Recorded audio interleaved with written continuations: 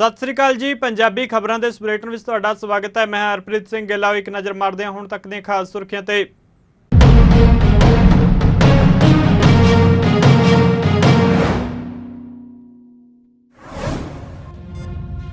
दिल्ली के मुख्यमंत्री अरविंद केजरीवाल और पंजाब के मुख्यमंत्री भगवंत मान ने मध्य प्रदेश के रीवा में विशाल जनसभा को किया संबोधन।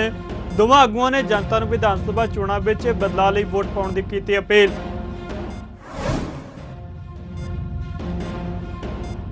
पंजाब के कैबिनेट मंत्री अमन अरोड़ा और डॉक्टर बलबीर सिंह ने पटियाला में शुरू करवाई PNG घरेलू रसोई गैस की सप्लाई। कहा वातावरण को बचाने लई उपराले कर रही है पंजाब सरकार।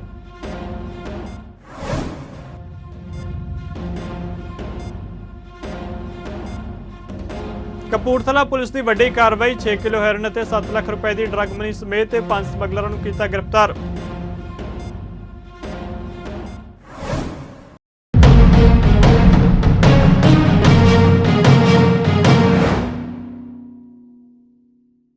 ते हुण खबरां विस्तार नाल। आम आदमी पार्टी के कौमी कन्वीनर और दिल्ली के मुख्यमंत्री अरविंद केजरीवाल और पंजाब के मुख्यमंत्री भगवंत मान मध्य प्रदेश के रीवा में एक चोण रैली को संबोधन करने पहुंचे, जिथे आम आदमी पार्टी के कौमी कन्वीनर ने मध्य प्रदेश के लोगों को पार्टी दीआं 10 गारंटियां दित्तियां। वड्डे इकट्ठ नूं संबोधन करदਿਆਂ पंजाब के मुख्यमंत्री भगवंत मान ने कहा कि लोगों की भारी भीड़ बदलाव के संकेत दे रही है। उन्होंने कहा कि लोग भाजपा की सरकार तो दुखी ने। अज उन्होंने इस इतिहासक रैली का हिस्सा बनने लिए एक क्रांति वल कदम चुके। मान ने कहा कि 18 सालों में शिवराज चौहान सरकार ने लोगों लिए कुछ भी नहीं किया, जबकि पंजाब की आम आदमी पार्टी की अगवाई वाली सरकार ने सिर्फ 18 महीने में अपने सूबे और लोगों लिए बहुत कुछ किया है। इस मौके उन्होंने अपने वालों किए गए काम भी गिनवाए।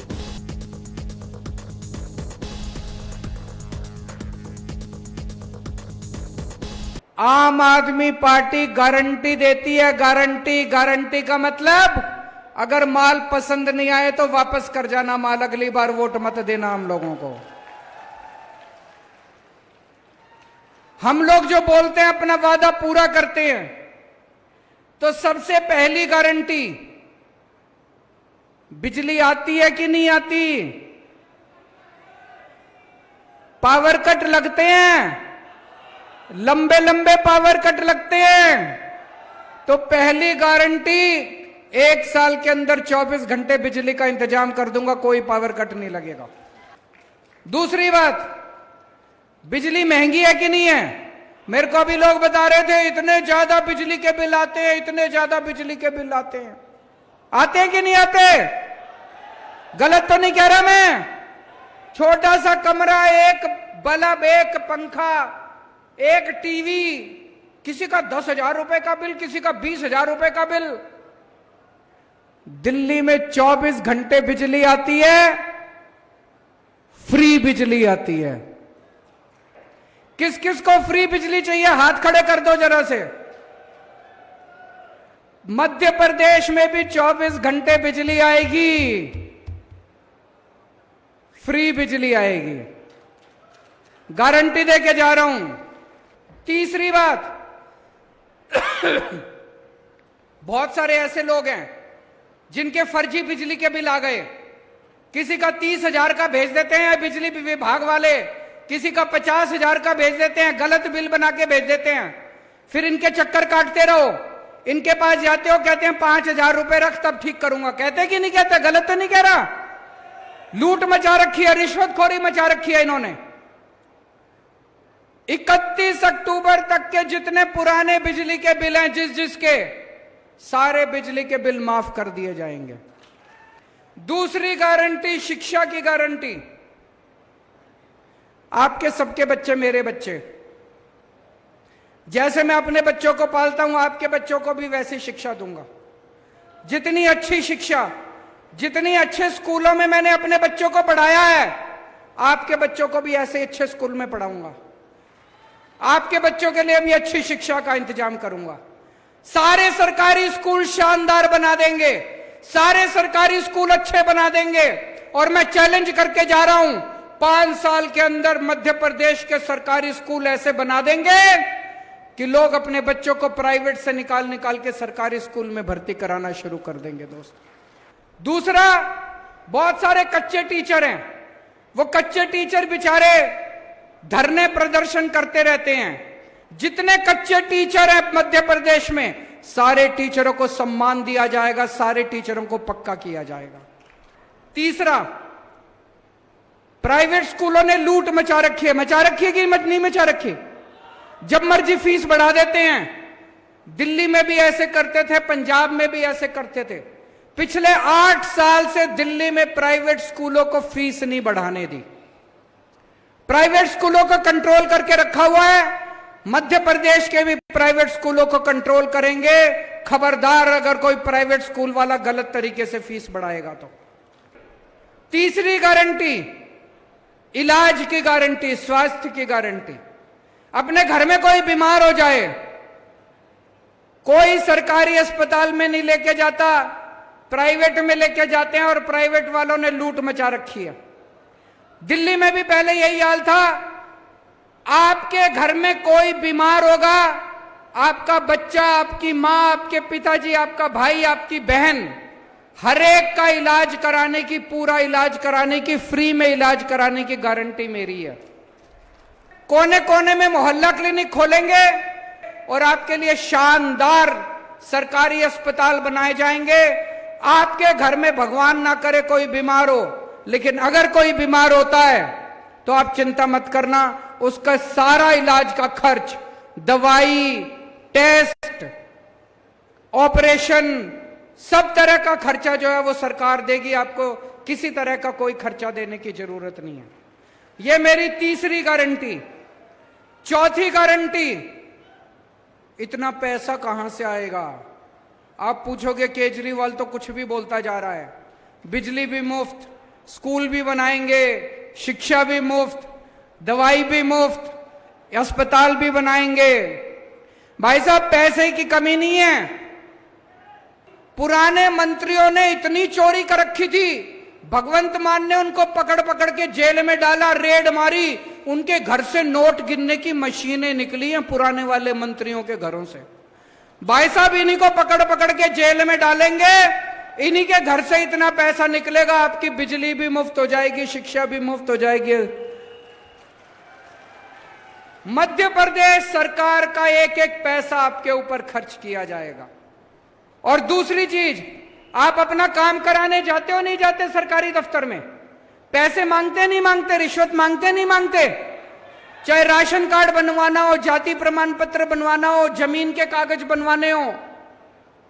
दिल्ली में हमने एक व्यवस्था कर दी। हमने एक फोन नंबर जारी कर दिया, 1076। आप उस नंबर पे फोन करो, वहां से आवाज आती है, आपको दिल्ली सरकार से क्या काम करवाना है, आप बताओ आपको क्या काम। कोई कहेगा मेरे को बिजली का कनेक्शन चाहिए, कोई कहेगा राशन कार्ड बनवाना है, कोई कहेगा पानी का कनेक्शन चाहिए। उधर से आवाज आती है, हम आपके घर कितने बजे आए आपका काम करने के लिए? आपको सरकारी दफ्तर जाने की जरूरत नहीं है, सरकार आपके घर आके आपका काम करके जाती है। आपको दलालों को रिश्वत देने की जरूरत नहीं है, दलालों के चक्कर काटने की जरूरत नहीं है। मध्य प्रदेश में भी भ्रष्टाचार खत्म करेंगे हमारी सरकार आएगी तो। पांचवी, हमारे इतने बच्चे, इतने युवा बेरोजगार घूम रहे हैं, मामा जी को कोई परवाह नहीं है इनको रोजगार देने के लिए। बिना सिफारिश के, बिना रिश्वत के आपके बच्चों को सरकारी नौकरी मिलेगी। हर बेरोजगार के लिए रोजगार का इंतजाम करेंगे, और जब तक रोजगार का इंतजाम नहीं होता, हर बेरोजगार को 3000 रुपए महीना बेरोजगारी भत्ता दिया जाएगा। छठी गारंटी, सब कुछ मुफ्त। उनको अयोध्या जी, रामेश्वरम, पुरी, शिरडी बाबा, मथुरा वृंदावन, हरिद्वार, ऋषिकेश, जहां उनका मन करता है वहीं उनको तीर्थ यात्रा। दिल्ली के 75,000 बुजुर्गों को मैं अभी तक तीर्थ यात्रा करा चुका। एसी ट्रेन से जाते हैं, एसी होटल में रुकवाते हैं, आना जाना खाना पीना सब फ्री। मध्य प्रदेश के बुजुर्गों को भी उनकी मन मर्जी से तीर्थ यात्रा करवाएंगे, जहां वो कहेंगे वहां तीर्थ यात्रा करा के लेके आएंगे। सातवीं गारंटी, सैनिक की विधवा को एक सिलाई मशीन दिया करती थी। ये तो एक तरह से मजाक उड़ाने वाली बात है। हमने पॉलिसी बदली। अब मैं खुद जाके, मुख्यमंत्री, जो भी सैनिक शहीद होता है मैं उनके घर जाता हूं, मान साहब उनके घर जाते हैं और अपने हाथ से उनको 1 करोड़ रुपए का चेक दे के आते हैं। मध्य प्रदेश में होना चाहिए, नहीं होना चाहिए? 8वीं गारंटी, जितने कच्चे कर्मचारी हैं, वो भी मैंने सुना मध्य प्रदेश में बेचारे जगह जगह धरने प्रदर्शन करते रहते हैं। सारे कच्चे कर्मचारियों को पक्का करेंगे। 9वीं गारंटी, मेरे जितने आदिवासी भाई हैं, आज 75 साल हो गए आजादी को, 75 साल में सबको कुछ कुछ मिल गया, आदिवासियों को कुछ नहीं मिला। आदिवासी पिछड़े रह गए, आदिवासियों के साथ सौतेला व्यवहार हुआ है। क्यों? जितने आदिवासी इलाके हैं सब में कहीं पे लोहा मिलता है, कहीं पे खनिज पदार्थ, कहीं पे कुछ, और इन सारे नेताओं की गंदी नजर उसके ऊपर रहती है। कैसे छीन ले इनकी जमीन, कैसे छीन ले इनके साधन। पेसा कानून कहता है कि उसके ऊपर आदिवासियों का अधिकार है। जल, जंगल, जमीन, खनिज पदार्थ जो आदिवासी इलाके के अंदर है, उसकी ओनरशिप, उसका मालिकाना हक आदिवासियों का है। पेसा कानून लागू किया जाएगा और ग्राम सभाओं को सारे अधिकार दिए जाएंगे। और 10वीं गारंटी, मेरे बहुत सारे किसान भाई आए हैं। आज अगर आपकी फसल बर्बाद होती है, सबसे ज्यादा मुआवजा दिल्ली और पंजाब की सरकारें देती हैं। आपकी फसल अगर बर्बाद होगी, आपको उचित मुआवजा, ज्यादा से ज्यादा मुआवजा दिया जाएगा और आपको आपकी फसलों के पूरे दाम दिलवाए जाएंगे। आज एक किसान को, बेचारे को, अपनी मेहनत का पूरा हक नहीं मिलता। आपको आपकी फसल के पूरे दाम दिलवाए जाएंगे। आपके दिल की बात को समझते हैं कि आप लोग बहुत दुखी आ चुके हो। आप लोग इस व्यवस्था से दुखी आ चुके हो। इसलिए मौसम खराब के बावजूद जब आपने अपने घर से बाहर एक कदम चल के निकाला, वो इनकलाब का कदम माना जाएगा, वो हिस्ट्री में लिखा जाएगा। इस रैली को इतिहास में दर्ज किया जाएगा कि जब रीवा में ईमानदार राजनीति की शुरुआत हुई थी तो उस रैली में कौन कौन थे।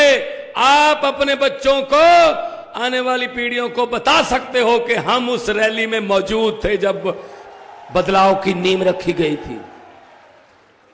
हद कर दी इन लोगों ने, लूट के खा गए देश को। हमारा बचपन खा गए, हमारी जवानी खा गए, हमारा बुढ़ापा खा गए, 3-3 पीढ़ियां खा गए। इतने पैसे इकट्ठे कर लिए, अगर इनकी आने वाली 6 पीढ़ियां भी 500 रुपए के नोट की एक बुर्की बना के, निवाला बना के खाएं तो भी नहीं खत्म होंगे भाई साहब। इतने पैसे लूट लिए इन्होंने। अभी बहन रानी अग्रवाल जी बोल रहे थे 18 साल हो गए। कमाल है यार, मैं तो आपके सब्र का मतलब दाद देता हूं। हर साल तो पेड़ भी पत्ते बदल लेते हैं यार, इस साल तो बदल लो।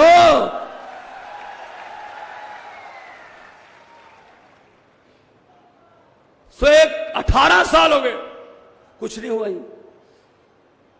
कल 17 तारीख थी, पंजाब में सरकार बने हुए कल 18 महीने हुए हैं। कुछ मेरे बहुत से दोस्त पंजाब से भी सामने खड़े हैं, कुछ हमारे एमएलए भी यहां पे हैं। आप पंजाब में फोन लगाओ, शर्त लगाता हूं, मीडिया खड़ा है, आम आदमी पार्टी की पंजाब में सरकार के 18 महीने और शिवराज चौहान के 18 साल मिला के देख लो। 36,000 से ज्यादा सरकारी नौकरियों के नियुक्ति पत्र देकर आपके सामने खड़ा हूं। ऐसे नहीं आते हम लोग। 90% पंजाब के घरों का बिजली का बिल 0 करके आपके सामने आया हूं। रीवा वालों, पूछ लो फोन करके। पंजाब में 28,000 कच्चे मुलाजिमों को पक्के किया है। 12,710 कच्चे टीचरों को पक्के टीचर बनाया है। अध्यापक लिखते हैं आप, वो कच्चे नहीं लिखते। 50,000 करोड़ का निवेश आ गया 1.5 साल में। 50,000 करोड़ का निवेश, उससे 2,86,000 बेरोजगार नौजवान लड़के लड़कियों को रोजगार मिलेगा। 2,86,000। भाई साहब, ऐसे उंगलियों पर हमारे पड़ा डाटा, हम काम करते हैं, हम इनकी तरह जुमले नहीं सुनाते।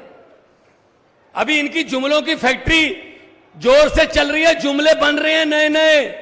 आने वाले दिनों में नए नए जुमले आपको सुनने को मिलेंगे। भाई साहब, हर बात पे झूठ बोलते हैं यार, कोई बात तो सच बोल दो देश को ना। मैंने तो पार्लियामेंट में बोल दिया था। ਪੰਜਾਬ ਦੇ ਨਵੀਂ ਅਤੇ ਨਵਿਆਉਣਯੋਗ ਊਰਜਾ ਮੰਤਰੀ ਅਮਨ ਅਰੋੜਾ ਅਤੇ ਸਿਹਤ ਅਤੇ ਪਰਿਵਾਰ ਭਲਾਈ ਮੰਤਰੀ ਡਾਕਟਰ ਬਲਬੀਰ ਸਿੰਘ ਨੇ ਪਟਿਆਲਾ ਵਿੱਚ ਟੋਰੈਂਟ ਗੈਸ ਦੀ ਪਾਈਪਡ ਕੁਦਰਤੀ ਗੈਸ ਸਪਲਾਈ ਦੀ ਸ਼ੁਰੂਆਤ ਕਰਵਾਈ ਹੈ। ਦੋਵਾਂ ਮੰਤਰੀਆਂ ਨੇ ਪਟਿਆਲਾ ਵਿੱਚ ਸ਼ੁਰੂ ਹੋਈ PNG ਘਰੇਲੂ ਰਸੋਈ ਗੈਸ ਸਪਲਾਈ ਨੂੰ ਨਿਵੇਕਲਾ ਉਪਰਾਲਾ ਦੱਸਦਿਆਂ ਇੱਕ ਸਮਾਰੋਹ ਵਿੱਚ ਇੱਕ ਸ਼ਹਿਰ ਦੇ ਪਹਿਲੇ 101 ਖਪਤਕਾਰਾਂ ਨੂੰ ਸਨਮਾਨਿਤ ਕੀਤਾ। ਕੈਬਨਿਟ ਮੰਤਰੀ ਅਮਨ ਅਰੋੜਾ ਨੇ ਕਿਹਾ ਕਿ ਮੁੱਖ ਮੰਤਰੀ ਭਗਵੰਤ ਮਾਨ ਦੀ ਅਗਵਾਈ ਵਿੱਚ ਪੰਜਾਬ ਸਰਕਾਰ ਸੂਬੇ ਅੰਦਰ ਵਾਤਾਵਰਣ ਨੂੰ ਬਚਾਉਣ ਲਈ ਕੰਮ ਕਰ ਰਹੀ ਹੈ। ਸਿਹਤ ਮੰਤਰੀ ਡਾਕਟਰ ਬਲਬੀਰ ਸਿੰਘ ਨੇ PNG ਗੈਸ ਨੂੰ LPG ਦੇ ਮੁਕਾਬਲੇ ਸਸਤੀ, ਸੁਰੱਖਿਅਤ ਅਤੇ ਵਾਤਾਵਰਣ ਪੱਖੀ ਗੈਸ ਦੱਸਦਿਆਂ ਕਿਹਾ ਕਿ ਪਾਈਪਲਾਈਨ ਆਧਾਰਿਤ ਰਸੋਈ ਗੈਸ ਸਿਲੰਡਰ ਬਦਲਣ ਦੇ ਝੰਜਟ ਨੂੰ ਖਤਮ ਕਰਕੇ ਔਰਤਾਂ ਦੀ ਜ਼ਿੰਦਗੀ ਨੂੰ ਹੋਰ ਸੁਖਾਲੀ ਕਰੇਗੀ। ਟੋਰੈਂਟ ਗੈਸ ਦੇ ਕਾਰਜਕਾਰੀ ਡਾਇਰੈਕਟਰ ਰਾਕੇਸ਼ ਕੁਮਾਰ ਨੇ ਦੱਸਿਆ ਕਿ ਇਹ ਗੈਸ LPG ਦੇ ਮੁਕਾਬਲੇ ਸਸਤੀ ਅਤੇ ਸੁਰੱਖਿਅਤ ਹੈ। उन्हें कहा कि 3250 परिवार पहले पड़ाव में कनैक्शन लै चुके हैं और 2024 तक 20,000 खपतकार जोड़े जाएंगे। कंपनी के पटियाला मुखी जगनेश रावत ने दोनों कैबिनेट मंत्रियों का धन्यवाद किया।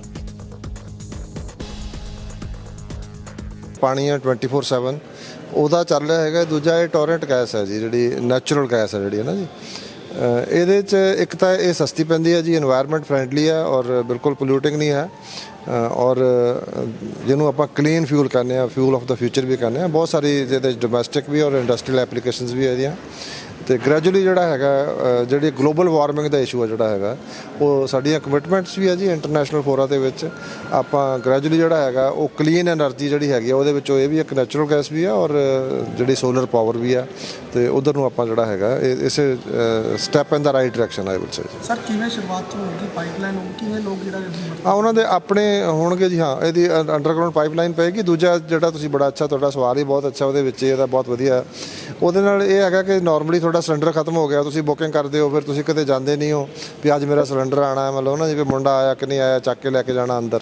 ਇਹ ਜਿਸ ਤਰ੍ਹਾਂ ਪਾਣੀ ਆਉਂਦਾ ਇੱਦਾਂ ਤੁਹਾਡੇ ਪਾਈਪਲਾਈਨ ਪਈ ਹੋਊਗੀ ਘਰ ਤੱਕ, ਤੁਹਾਡੀ ਰਸੋਈ ਤੱਕ, ਤੇ ਤੁਸੀਂ ਉਹਦਾ ਬਟਨ ਖੋਲ੍ਹਣਾ ਹੈਗਾ ਔਰ ਉਹਦਾ ਬਿੱਲ ਵੀ ਮਹੀਨੇ ਦੇ ਬਾਅਦ ਜਿਹੜਾ ਤੁਹਾਡਾ ਮੀਟਰ ਲੱਗਿਆ ਹੋਵੇਗਾ, ਜਿਵੇਂ ਪਾਣੀ ਦਾ ਮੀਟਰ ਹੁੰਦਾ, ਉਹ ਮੀਟਰ ਲੱਗਿਆ ਹੋਵੇਗਾ, ਮੀਟਰ ਸਪਲਾਈ ਹੋਏਗੀ ਔਰ ਉਹਦੇ ਨਾਲੋਂ ਸਸਤੀ ਪੈਂਦੀ ਹੈ, LPG ਨਾਲੋਂ ਸਸਤੀ ਵੀ ਪੈਂਦੀ ਹੈ। ਸਸਤਾ, ਸੁੰਦਰ ਤੇ ਟਿਕਾਊ।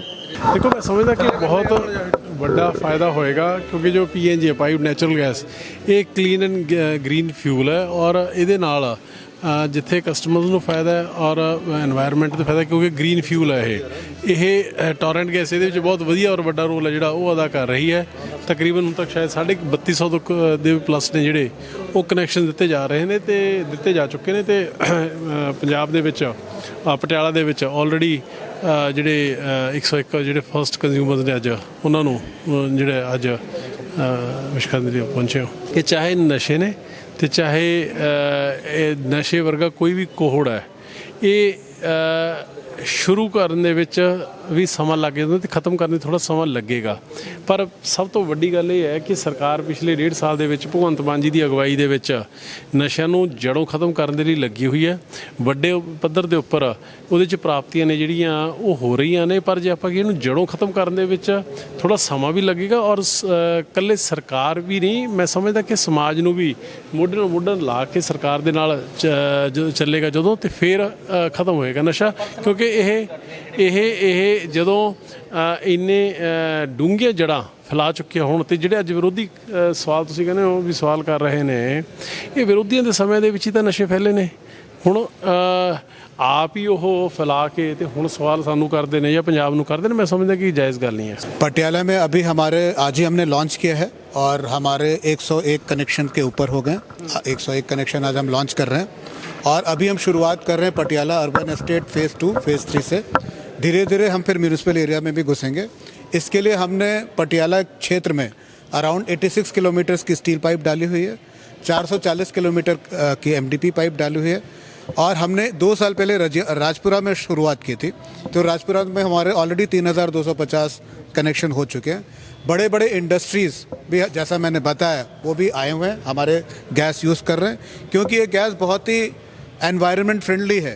इसकी जो है ग्रीन हाउस एमिशन, जैसे मंत्री जी ने बताया, इसके ग्रीन हाउस एमिशन 74% कम करता है, प्लस ये किफ़ायती भी है। इसका उपयोग अगर आप जानते होंगे कि दिल्ली और बॉम्बे जैसे में तो काफ़ी ज़्यादा मात्रा में, तो क्योंकि बहुत कन्वीनियंट है, लेकिन बाहर के देशों में भी इसका उपयोग बहुत ज़्यादा हो रहा है और इंडिया में ये धीरे धीरे बढ़ रहा है। अपना ਨੈਚੁਰਲ ਗੈਸ ਹੈਗੀ ਆ, ਉਹਦਾ ਜਿਹੜਾ ਯੂਨਿਟ ਰੇਟ ਹੈ ਇਸ ਟਾਈਮ ਪਟਿਆਲਾ ਵਿੱਚ ਚੱਲ ਰਿਹਾ ਹੈਗਾ 46 ਰੁਪਏ ਪਰ ਸਟੈਂਡਰਡ ਕਿਊਬਿਕ ਮੀਟਰ ਚੱਲ ਰਿਹਾ ਹੈਗਾ। ਆਪਾਂ ਜੇ ਇੱਕ ਸਿਲੰਡਰ ਦੇ ਹਿਸਾਬ ਨਾਲ ਤੁਲਨਾ ਕਰੀਏ ਤਾਂ ਇੱਕ ਜਿਹੜਾ ਸਿਲੰਡਰ ਹੈਗਾ ਜਿਹਦੇ 14 ਕਿਲੋ LPG ਆਉਂਦੀ ਹੈਗੀ ਆ, ਉਹ ਆਪਾਂ ਨੂੰ ਕੁਛ ਇਸ ਟਾਈਮ 1000 ਰੁਪਏ ਦਾ ਪੈਂਦਾ, ਤੇ ਉਸਦੇ ਸਾਹਮਣੇ ਜਿਹੜੀ ਨੈਚੁਰਲ ਗੈਸ ਹੈਗੀ ਆ, ਇਹ ਆਪਾਂ ਸਿਲੰਡਰ ਟੂ ਸਿਲੰਡਰ ਆਪਾਂ ਜੇ ਗੱਲ ਕਰੀਏ ਤਾਂ ਇਹ ਕੁਛ 750-800 ਰੁਪਏ ਦੀ ਪਏਗੀ। ਤਾਂ ਇਹ ਜਿਹੜੀ ਹੈਗੀ ਆ, ਇਹ ਕਿਫਾਇਤੀ ਹੈਗੀ ਆ। ਇਹ ਜਿਹੜੀ LPG ਤੋਂ ਆਲਮੋਸਟ 20% ਡਿਸਕਾਊਂਟ ਤੇ ਚੱਲਦੀ ਹੁੰਦੀ ਹੈਗੀ ਆ, ਤੇ ਇਹਦੇ 'ਚ ਹੋਰ ਵੀ ਜੋ ਬੈਨੀਫਿਟਸ ਨੇ ਉਹ ਹੈਗਾ ਕਿ ਇਹ ਬਹੁਤ ਹੀ ਕਨਵੀਨੀਅੰਟ ਹੈਗਾ। ਇਹਦੇ 24/7 इंटू 365 डेज पूरे साल सप्लाई बिना कोई इंटरप्शन ऑलवेज अवेलेबल होंगी है। ਇਹਦਾ ਜਿਹੜਾ ਬਿੱਲ ਆਉਂਦਾ ਹੈਗਾ ਇਹ 22 ਮੰਥਲੀ ਆਉਂਦਾ, 2 ਮਹੀਨੇ ਬਾਅਦ ਜਿਵੇਂ ਆਪਣਾ ਬਿਜਲੀ ਦਾ ਬਿੱਲ ਆਉਂਦਾ ਹੈਗਾ ਉਸੇ ਤਰ੍ਹਾਂ ਇਹਦਾ ਬਿੱਲ ਵੀ ਆਉਂਦਾ ਹੈਗਾ। ਤੁਹਾਡੀ ਜਿਹੜੀ ਐਕਚੁਅਲ ਕੰਜ਼ੰਪਸ਼ਨ ਹੁੰਦੀ ਹੈ ਮੀਟਰ ਦੇ ਹਿਸਾਬ ਨਾਲ ਰੀਡਿੰਗ ਲੈ ਕੇ ਉਹਦੇ ਤੇ ਯੂਨਿਟ ਰੇਟ ਲਗਾ ਕੇ ਉਹ ਤੁਹਾਡਾ ਬਿੱਲ ਆਉਂਦਾ ਹੈਗਾ। ਇੱਕ ਯੂਨਿਟ ਜਿਹੜਾ ਮੈਂ ਦੱਸਿਆ ਹੈਗਾ ਉਹ 46 ਰੁਪਏ ਪਰ ਸਟੈਂਡਰਡ ਕਿਊਬਿਕ ਮੀਟਰ ਰੇਟ ਚੱਲ ਰਿਹਾ ਹੈ। ਇੱਕ ਘਰ ਦੇ ਵਿੱਚ ਕਿੰਨੇ ਮੀਟਰ ਲੱਗ ਸਕਦੇ ਜੀ? ਇੱਕ ਰਸੋਈ ਵਿੱਚ ਅਸੀਂ 1 ਮੀਟਰ ਲਗਾਉਣੇ ਹੈਗੇ ਆ, ਜਿਹੜਾ ਇੱਕ ਕਨੈਕਸ਼ਨ ਕਹਿੰਦੇ। ਅਗਰ ਘਰ ਵਿੱਚ 2 ਰਸੋਈ ਦਾ ਹੈਗਾ ਸੁਵਿਧਾ ਤਾਂ 2 ਮੀਟਰ ਲੱਗ ਜਾਂਦੇ ਨੇ। ਦੋਨੋਂ ਮੀਟਰ ਦੇ ਅਲੱਗ ਹੁੰਦੇ ਨੇ ਜੀ, ਦੋਨਾਂ ਦੇ ਅਲੱਗ ਕਨੈਕਸ਼ਨ ਮੰਨੇ ਜਾਂਦੇ। ਦੇਖੋ ਜਿਹੜਾ ਹੁਣ ਘਰ ਕਿਸੇ ਨੇ ਪਾਇਆ ਹੈਗਾ ਉਸ 'ਚ ਅਸੀਂ ਜਿਹੜੀ ਸਾਡੀ ਬਾਹਰ ਜਿਹੜੀ ਲਾਈਨ ਪੈਂਦੀ ਹੈਗੀ ਉਹ ਸਾਰੀ ਅੰਡਰਗਰਾਊਂਡ ਹੈਗੀ ਆ। ਉਹਦੇ ਵਿੱਚ ਜਿਹੜਾ ਵੀ ਕੋਈ ਅੱਗੇ ਟੁੱਟ ਭੱਜ ਜਾਂਦੀ ਹੈਗੀ ਉਹ ਕੰਪਨੀ ਅੱਗੇ ਉਹਦਾ ਪੂਰਾ ਰੈਸਟੋਰੇਸ਼ਨ ਕਰਕੇ ਵੀ ਦਿੰਦੀ ਹੈਗੀ ਆ। ਜਿਹੜੀ ਇਹ ਇੰਟਰਨਲ ਪਾਈਪਿੰਗ ਹੁੰਦੀ ਆ ਜਿਹੜੀ ਅੰਦਰ ਜਾਂਦੀ ਆ ਉਹ ਇਹ ਦੀਵਾਰ ਦੇ ਉੱਤੇ ਜਾਂਦੀ ਹੈ, ਇਹ 'ਚ ਕੋਈ ਚੀਰੀ ਨਹੀਂ ਵੱਜਦੀ, ਇਹ 'ਚ ਕੁਛ ਉੱਤੇ ਟੁੱਟ ਭੱਜ ਨਹੀਂ ਹੁੰਦੀ ਹੈਗੀ। ਕਲੈਂਪਿੰਗ ਹੋ ਕੇ ਸਿੱਧਾ ਰਸੋਈ ਤੱਕ ਇਹ ਲਾਈਨ ਪਹੁੰਚ ਜਾਂਦੀ। ਨਹੀਂ, ਇਹ ਤਾਂ ਨੈਚੁਰਲ ਗੈਸ ਸਪਲਾਈ ਹੈ, ਇਹਦੇ 'ਚ ਕੋਈ ਚੱਕ ਥਲ ਨਹੀਂ ਹੈਗੀ। ਇਹ ਸਿੱਧਾ ਤੁਹਾਡਾ ਪ੍ਰੈਸ਼ਰ ਸਿਸਟਮ ਨਾਲ ਤੁਹਾਡੇ ਕਿਚਨ ਤੱਕ ਡਾਇਰੈਕਟ ਸਪਲਾਈ ਆਉਂਦੀ ਹੈ। LPG ਜ਼ਿਆਦਾ ਬੈਟਰ ਨਹੀਂ ਹੈਗੀ?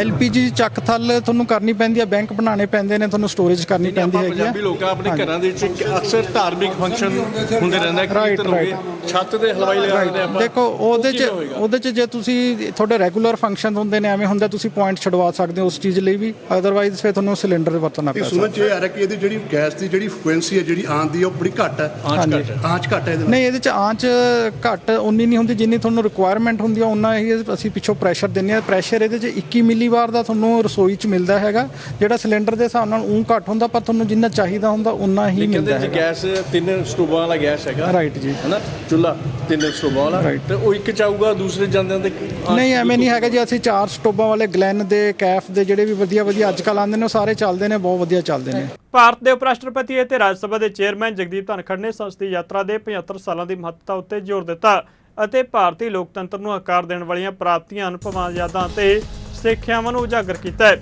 ਸੰਸਦੀ ਲੋਕਤੰਤਰ ਵਿੱਚ ਜਨਤਾ ਦੇ ਅਟੁੱਟ ਵਿਸ਼ਵਾਸ ਅਤੇ ਅਟੁੱਟ ਭਰੋਸੇ ਨੂੰ ਰੇਖਾਂਕਿਤ ਕਰਦਿਆਂ ਉਪ ਰਾਸ਼ਟਰਪਤੀ ਨੇ ਜ਼ੋਰ ਦਿੱਤਾ, ਸਾਡੇ ਲੋਕਤੰਤਰ ਦੀ ਸਫਲਤਾ ਅਸੀਂ ਭਾਰਤ ਦੇ ਲੋਕ ਦਾ ਇੱਕ ਸਮੂਹਿਕ ਅਤੇ ਠੋਸ ਯਤਨ ਹੈ। ਰਾਜ ਸਭਾ ਦੇ 261ਵੇਂ ਸੈਸ਼ਨ ਦੀ ਸ਼ੁਰੂਆਤ ਵਿੱਚ ਸ਼ੁਰੂਆਤੀ ਟਿੱਪਣੀਆਂ ਦਿੰਦਿਆਂ ਧਨਖੜ ਨੇ ਨੋਟ ਕੀਤਾ, ਉਪ ਰਾਸ਼ਟਰਪਤੀ ਦਾ ਕਹਿਣਾ ਹੈ ਕਿ ਸਿਹਤਮੰਦ ਬਹਿਸ ਪ੍ਰਫੁੱਲਤ ਲੋਕਤੰਤਰ ਦੀ ਵਿਸ਼ੇਸ਼ਤਾ ਹੁੰਦੀ ਹੈ। ਉਪ ਰਾਸ਼ਟਰਪਤੀ ਨੇ ਚੇਤਾਵਨੀ ਦਿੱਤੀ ਕਿ ਵਿਘਨ ਅਤੇ ਗੜਬੜ ਨੂੰ ਇੱਕ ਰਣਨੀਤੀ ਵਜੋਂ ਹਥਿਆਰ ਬਣਾਉਣਾ ਕਦੇ ਵੀ ਲੋਕਾਂ ਦੀ ਹਮਾਇਤ ਪ੍ਰਾਪਤ ਨਹੀਂ ਕਰ ਸਕਦਾ। ਲੋਕ ਸਭਾ ਸਪੀਕਰ ਓਮ ਬਿਰਲਾ ਨੇ ਸੰਸਦ ਦੇ ਵਿਸ਼ੇਸ਼ ਸੈਸ਼ਨ ਦੇ ਪਹਿਲੇ ਦਿਨ ਨਵੀਂ ਦਿੱਲੀ ਵਿੱਚ G20 ਸੰਮੇਲਨ ਦੇ ਸਫਲ ਆਯੋਜਨ ਲਈ ਪੂਰੇ ਦੇਸ਼ ਨੂੰ ਵਧਾਈ ਦਿੱਤੀ ਹੈ।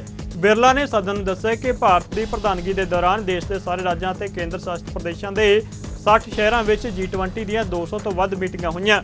ਉਹਨਾਂ ਅੱਗੇ ਕਿਹਾ ਕਿ ਦੁਨੀਆ ਭਰ ਦੇ 42 ਪ੍ਰਤੀਨਿਧ ਮੰਡਲਾਂ ਦੇ ਨਾਲ G20 ਨਵੀਂ ਦਿੱਲੀ ਲੀਡਰਜ਼ ਸੰਮੇਲਨ ਆਪਣੇ ਆਕਾਰ, ਵਿਸ਼ਾਲਤਾ ਅਤੇ ਪ੍ਰਭਾਵ ਵਿੱਚ ਬੇਮਿਸਾਲ ਸੀ, ਜਿਸ ਨਾਲ ਦੁਨੀਆ ਨੂੰ ਭਾਰਤ ਦੀ ਵਿਭਿੰਨਤਾ, ਲੋਕਤੰਤਰੀ ਤਾਕਤ ਅਤੇ ਪ੍ਰਤਿਭਾ ਨੂੰ ਵੇਖਣ ਦਾ ਮੌਕਾ ਮਿਲਿਆ। ਰਾਜਸਥਾਨ ਦੇ ਮੁੱਖ ਮੰਤਰੀ ਅਸ਼ੋਕ ਗਹਿਲੋਤ ਨੇ ਹੈਦਰਾਬਾਦ ਵਿੱਚ ਪ੍ਰਵਾਸੀ ਰਾਜਸਥਾਨੀ ਸਮੁਦਾਇ ਅਤੇ ਹਿੱਤ ਧਾਰਕਾਂ ਨਾਲ ਸੰਵਾਦ ਕੀਤਾ। ਹੈਦਰਾਬਾਦ ਦੇ ਮੈਰੀਅਟ ਕਨਵੈਨਸ਼ਨ ਸੈਂਟਰ ਵਿੱਚ ਪ੍ਰਵਾਸੀ ਰਾਜਸਥਾਨੀ ਸਮੁਦਾਇ ਦੇ ਨੁਮਾਇੰਦਿਆਂ ਨਾਲ ਸੰਵਾਦ ਕਰਦਿਆਂ ਉਹਨਾਂ ਕਈ ਅਹਿਮ ਨੁਕਤੇ ਸਾਂਝੇ ਕੀਤੇ। ਇਸ ਮੌਕੇ ਵਿਗਿਆਨੀ, ਸਿਹਤਕਰਮੀ, ਸਮਾਜਿਕ ਕਾਰਕੁਨ, ਉਦਯੋਗਪਤੀ, ਚਾਰਟਰਡ ਅਕਾਊਂਟੈਂਟ, ਵਿਦਿਆਰਥੀ, ਸਮਾਜਿਕ ਸੰਗਠਨਾਂ ਦੇ ਨੁਮਾਇੰਦਿਆਂ ਨੇ ਆਪੋ ਆਪਣੇ ਸੁਝਾਅ ਦਿੱਤੇ। ਇਸ ਮੌਕੇ ਅਸ਼ੋਕ ਗਹਿਲੋਤ ਨੇ ਕਿਹਾ ਕਿ ਰਾਜਸਥਾਨ ਨੂੰ ਦੇਸ਼ ਦਾ ਨੰਬਰ 1 ਸੂਬਾ ਬਣਾਉਣ ਲਈ ਸੂਬਾ ਸਰਕਾਰ ਵਚਨਬੱਧ ਹੈ। ਉਹਨਾਂ ਕਿਹਾ ਕਿ ਸੂਬੇ ਵਿੱਚ ਵਿਕਾਸ ਦੀ ਗਤੀ ਨੂੰ 10 ਗੁਣਾ ਬਣਾਉਣ ਲਈ ਸਰਕਾਰ ਵੱਲੋਂ ਵਿਜ਼ਨ 2030 ਦੀ ਸ਼ੁਰੂਆਤ ਕੀਤੀ ਗਈ ਹੈ। ਇਸ ਵਿੱਚ 2 ਕਰੋੜ ਲੋਕਾਂ ਤੋਂ ਸੁਝਾਅ ਲੈ ਕੇ ਵਿਜ਼ਨ ਡਾਕੂਮੈਂਟ ਤਿਆਰ ਕੀਤਾ ਜਾ ਰਿਹਾ ਹੈ। ਉਹਨੇ ਵੀ ਕਿਹਾ ਕਿ ਸੂਬੇ ਦੀ ਤਰੱਕੀ ਵਿੱਚ ਪ੍ਰਵਾਸੀ ਰਾਜਸਥਾਨੀਆਂ ਦਾ ਵੱਡਾ ਯੋਗਦਾਨ ਹੈ।